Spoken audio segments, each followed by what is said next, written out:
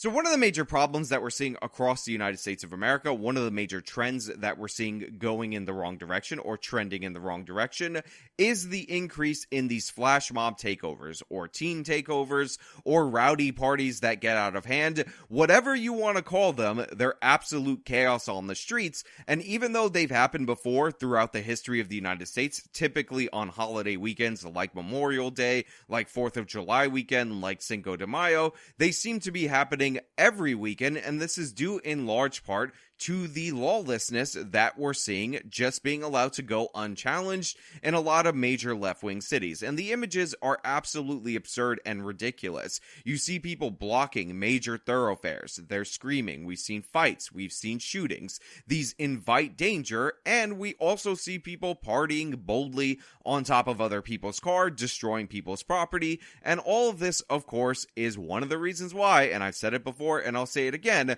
we see crime drive poverty, not the other way around. Imagine if you own a storefront in this area and you have to suffer through the damage from these mobs that could just show up on the weekends. Imagine you're a regular resident and you want to go shopping somewhere or pick a place to live or whatever, or drive through this area, and you might end up participating in economic activity, but you avoid it because these places end up being dangerous war zones. And although the Chicago example that we're going to talk about today is mild in comparison to the ones that result in shootings or neighbors approaching these groups and getting severely beaten or even killed trying to stop this, obviously, you're not going to do that. Obviously, property values are going to go down, insurance rates are going to go up, prices are going to go up because these often spawn into looting sprees and all kinds of other nonsense. And again, this is just another way that the obvious true fact that we all know of crime driving poverty, not the other way around, is true. But before we get into the details of this case,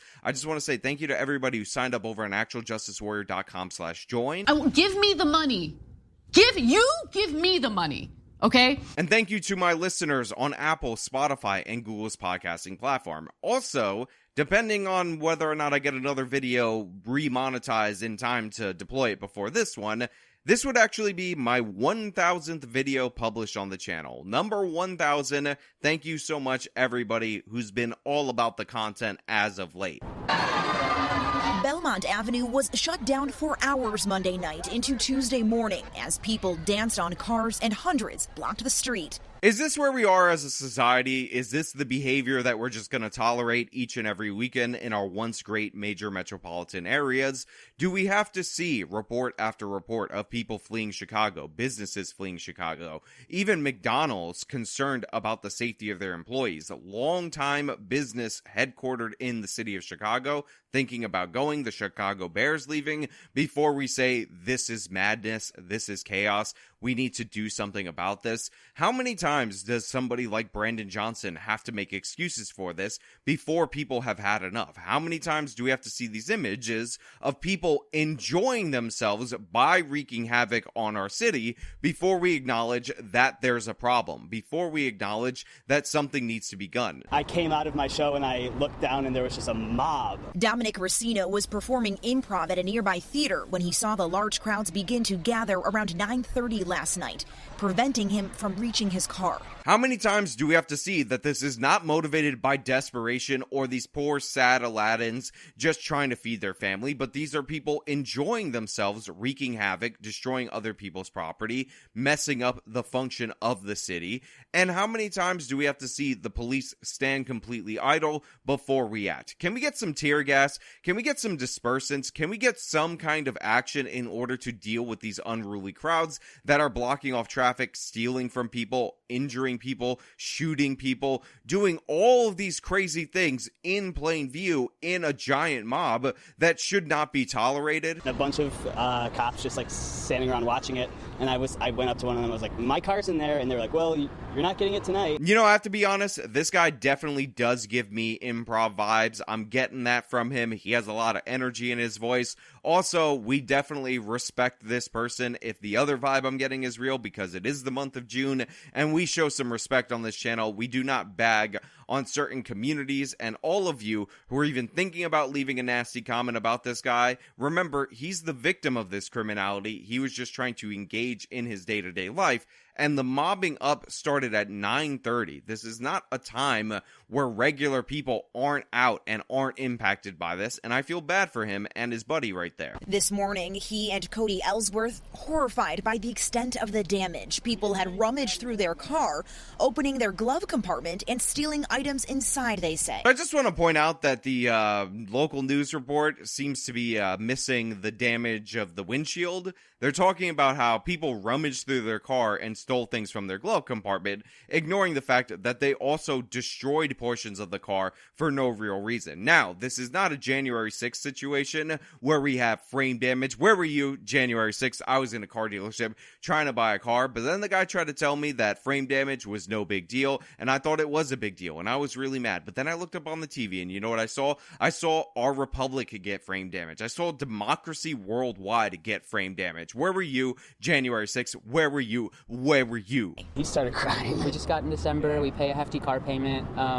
and we love it. It takes care of us in many ways, and yeah, it's sad to see. So again, you have a bustling area. It's connected to a rail line. People are expected to come and have a good time. One person is doing an improv show. I believe the buddy was either in the show or maybe watching the show. Doesn't really matter. But they exited at 9:30 at night on a weekend, expecting to be able to get to their car, but that bare minimum, not allowed. And not only were they blocked off by the crowd, which would be one thing. You could argue, oh, it's just a block party. I mean, you would be wrong. You would be ignoring the overwhelming evidence that we see via the video. But of course, they're also trashing people's property. They're making people's lives difficult. They have to pay for that. This guy's doing improv. Maybe he has a better job and that's a hobby or whatever. But the point is, that has to come out of his pocket. He has to pay that in higher insurance premiums. Their lives are made substantially worse by this damage, not to mention that they stole things from them.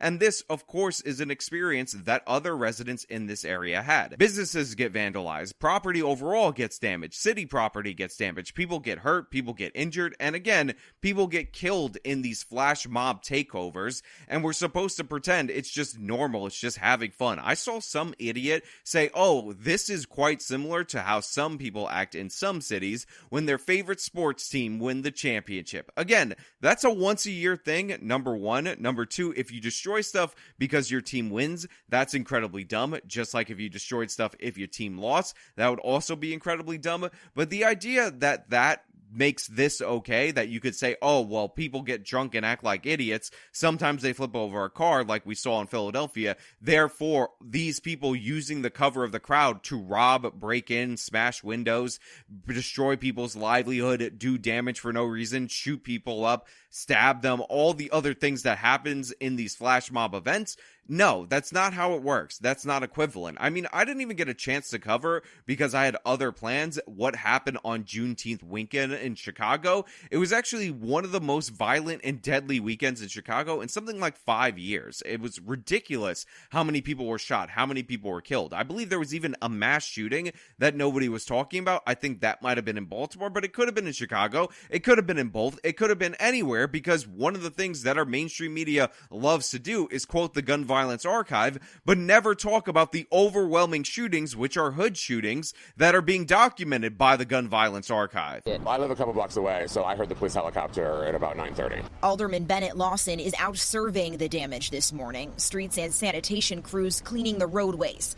He says officers were here last night trying to break up the crowd as more and more young people were arriving with each train on the CTA. I have to talk to the CTA. You know, they need to be a partner in our success and in our safety, and they are. So you have an alderman that's out here. He's dressed like some random schmuck or whatever, and he's talking about how, oh, you know, like we had the police. They were trying to disperse the crowd. By the way, the headline of this is that 2 arrests were made. 2 arrests for all this. But understanding, you know, people need to move through the city, but when it's appropriate to, close the Belmont station, we should be able to do that. And one of the solutions that he proposes is the fact that the train, the CTA, which is the Chicago Transit Authority, I'm thinking, should not stop in this area anymore once the crowd gets unruly. So you have to alter the entire transit stops. I feel terrible for you if you actually have to use that public transportation in order to get around, because this mob of people show up. And by the way, they had forewarning of it. The same exact thing happened last year. it caused a bunch of damage, it caused a bunch of problems, yet nothing was done. And apparently this was after the Pride Parade, which, by the way, of course, happens to coincide with yet another holiday because Lawson says a similar takeover happened on this date last year after the Pride Parade.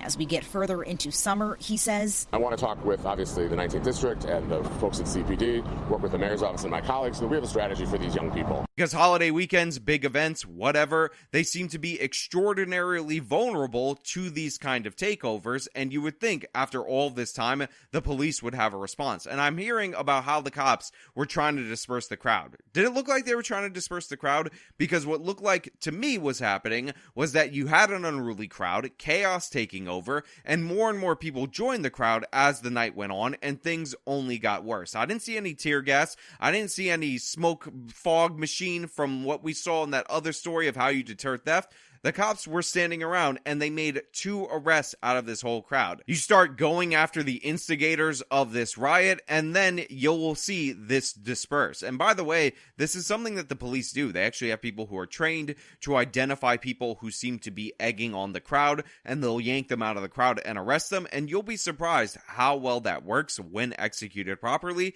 Yet we're not seeing that. We're seeing them stand by idle. And by the way, I don't 100% blame the cops in Chicago. If you had Brandon Johnson as your boss and then Kimberly Fox as your district attorney, you would hesitate to act as well. Brandon Johnson is not about the police. He's looking for an excuse to cut their budget. He's looking for an excuse to punish officers for doing their damn job. And Kimberly Fox, even though she doesn't prosecute criminals, even though criminals were quite literally requesting to have themselves transferred into Cook County to get her soft on crime treatment, she'll have no problem with prosecuting people who try to uphold the law. That's how these lefties work. If you try to do the right thing, if you try to actually fight back, if you try to do your job as a police officer, you're a criminal, but the criminals, they're the ultimate victims in our society, and how dare you question their ability to feed their families by destroying this couple's car, by twerking on this truck, by smashing windows, by shooting each other up, and all the chaos that we see in these takeovers. We have to fight back, we have to stand up to this, we have to acknowledge that this problem exists in order to have a solution for it, in order to construct an intervention to prevent it, but nobody seems interested in doing that in Chicago. Chaos wins the day in Chi-Town, and that's what we're seeing on video consistently, weekend after weekend after weekend. But hey, those are just my thoughts. So let me know your thoughts down in the comments below. If you like this video, show them by leaving a like. You can subscribe for more content. Follow me on my social media. Support me via the support links in the description of this video. This has been me talking about the thing that I talked about in the title. Whatever. Till next time.